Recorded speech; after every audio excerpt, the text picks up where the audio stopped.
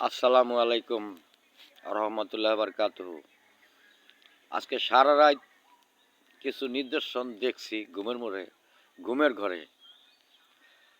তাই কিছু কথা বলতে চাই, না বইলা পারি না, মনটারে মানাইতে পারি না। এটা রোজার মাস, সকলেই বলে এটা রহমতের মাস, কিন্তু আমি যতটুকু বাস্তবতার সাথে দেখি, এটা আমার মনে হয়, যেটা আমি ধারণা করি, মনে হয় যেটা গজবের মাস। কেন? এই রহমতের মাসের প্রথম 10 দিন কাঁচা বাজারে দ্রব্যমূল্যের উপরে যেই সমস্ত আজগুবি আগুন লাগে, রোজা থাইক্কা টুপি পইরা, জুব্বা লেবাস পইরা, রোজা থাইক্কা 20 টাকা দিয়ে কিনা না, ওটারে কয় 40 টাকায় কিনা 90 টাকা ব্যস্ত আছে, 60 টাকা ব্যস্ত আছে। তাইলে রহমতের মাসে কত সুন্দর আজগুবি মিশা কথা। এরপরে এই রহমতের এই 10 দিন কাঁচা বাজারে দ্রব্যমূল্যের জায়গায় আগুন লাগে, কি রহমতে ভইরা গেছে।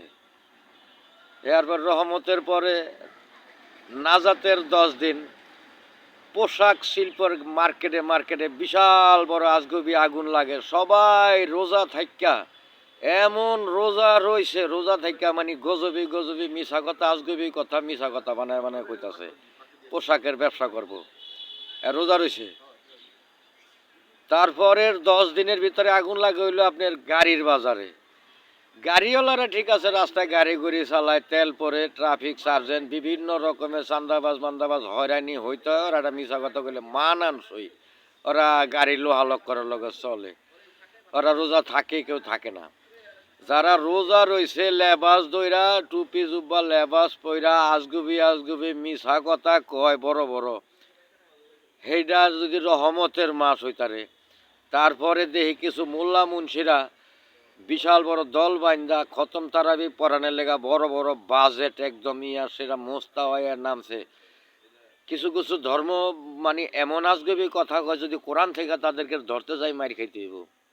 কারণ সত্য বিশ্বাস করারও মানুষ নাই, সত্য বলারও মানুষ নাই। সত্য বুকে চাপা দিয়ে রেখে থইতে, সত্য বলতে পারি না। তাই এটা হলো রোজার মাস, রহমতের মাস। আপনার কাছে প্রশ্ন আমার, এটা কোন রহমত, কেমন রহমত? যে রহমতের মাসে এত মিথ্যা লোভ লালসা হিংসা কের মাথাকে বাড়ি দেব, কারেকে ঠকাইব, রোজা থেকে আজগবি গজবি মিশা কথা কয়, এটা কেমন রোজা আর এটা কেমন রহমতের মাস?